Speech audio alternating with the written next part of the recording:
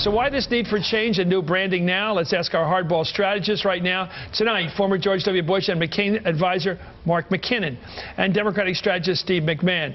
Mark, let's go to you because you've worked on the Republican side over the years, and I just want to ask you, I was stunned. First of all, it looked like the only group in that poll this Sunday that is with Romney are people over 65.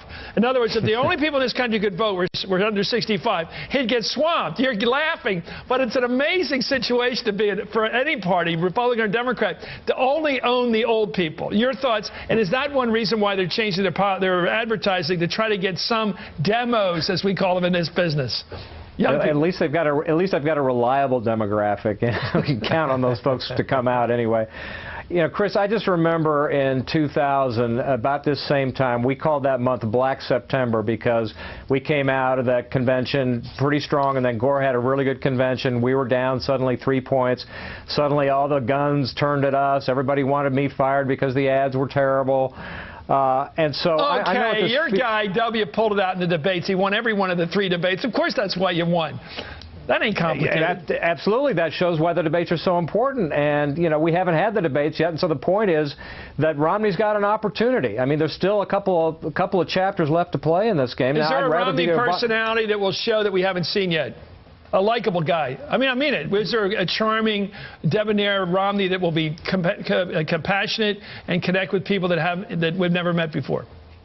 Well, you know, I think people saw a side of Reagan in 1980 they hadn't seen in the debates. And I think a lot of people that hadn't been paying close attention will pay attention. The big question is does he have some core to show? Does he have some vision? Does he have some humanity that we haven't seen? And it's been a long campaign, and we haven't seen it yet. But there's that opportunity, Chris, and 3 points, and this is a tight electorate. And okay, so, smart guy. Does he have an inner core that you suggest, or doesn't he? What's your answer? He's got no. Continue, Mark. Oh, for me. Okay, sorry. Does he have it inside? Well, as I said, Chris, you know, we knew that George W. Bush had it. We'd seen a lot of signs of it throughout the campaign. We saw a lot of muscular policy speeches early on in the campaign. And I'm surprised that there hasn't been more specificity, more policy, something that shows what the broader vision is. I mean, 50 days is not a lot of time left to do that. But Mark, you're a wordsmith, and you've given me about 100 words right now, and all I want is one, yes or no. Does he have an inner core of personality and compassion that the American people will find attractive but haven't seen yet? Does he have I have that? no idea. I have no idea. I don't work for Romney, and I haven't seen it yet. Okay. I haven't seen it yet, and we'll see. Steve, let me go to this whole question. When a campaign in mid-September, this isn't August, it's September. The weather's changed. We're into fall. This is when we have general elections now. Right. And the question I have, Romney doesn't fire people. He says he likes to fire people, but doesn't fire campaign people. How's he turn things around to his satisfaction?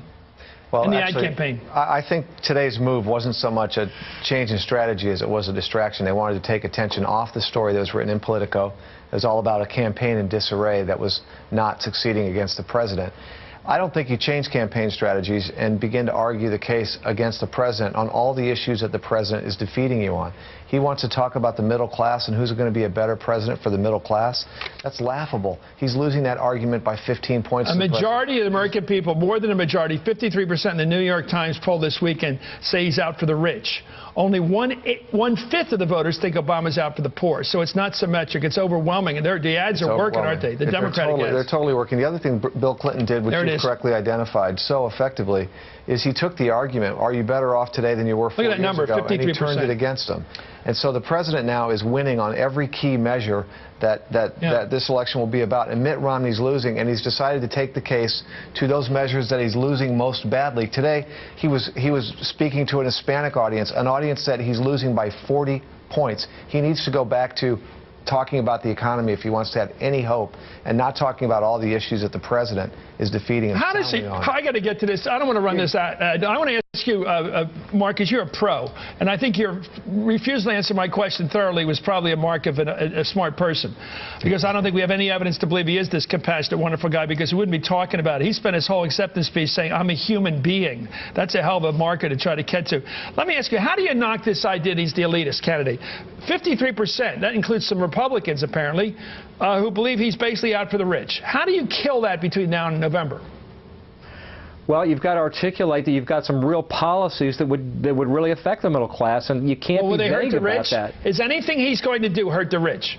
Does he have any break, Sister Soldier, with the elite, economic elite? I think a Sister Soldier moment would be great, and I've been advocating that for months, Chris. But let me agree with Steve on a very important point, and that is in the Bush campaign, this is something that we believe.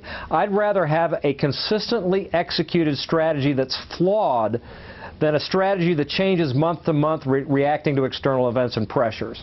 I'm sorry, Mark's absolutely right. He's absolutely right. So don't change. Well, you know, if you look at it, the president has a little lead on the economy right now, but it's 1 point. So if you're prosecuting that case, it's a 1-point case. You have a chance at the end to win. If you start to prosecute a case that you're losing by 15 points, you're a loser. You're dumb, and you're not going to change. You know, in boxing, when a guy gets a cut on his eye or somewhere, they keep punching that spot over and over to the end, right? That's what they do. I'm talking about Chuck Webber, the Bayonne bleeder, and all those guys. The other guy would always punch him and punch him. Oh, he's hurt, he's bleeding, keep punching him there. Why doesn't Romney keep punching the argument Obama doesn't know how to fix the economy? Well, I think Steve and I both agree that's what he ought to be doing. That's clearly his opportunity, clearly the spot, and he's got to prosecute that argument all the way to the end, and he's got to persuade the jury. But you know, I think it's problematic to be switching arguments in the middle of the trial. Mark made another great point, which is you have to actually lay out some policy positions that convince people that you're going to improve the situation, whether you're talking about the middle class, and if people think you favor the rich, you need to talk about what you're going to do. Bill Clinton did that for Obama. Bill Clinton did that for Obama, and he did it beautifully. And Mitt Romney hasn't done that for himself, and he hasn't had a surrogate do that for him, and that's what he desperately needs, some policies that people can get their arms around. You guys are great, by the way. You're both smart, and I do learn a lot from Mark from your silences. Thank you very much, Mark McKinnon, and thank you. I don't think Romney liked that silence. Anyway, Steve McMahon, gentlemen, from two different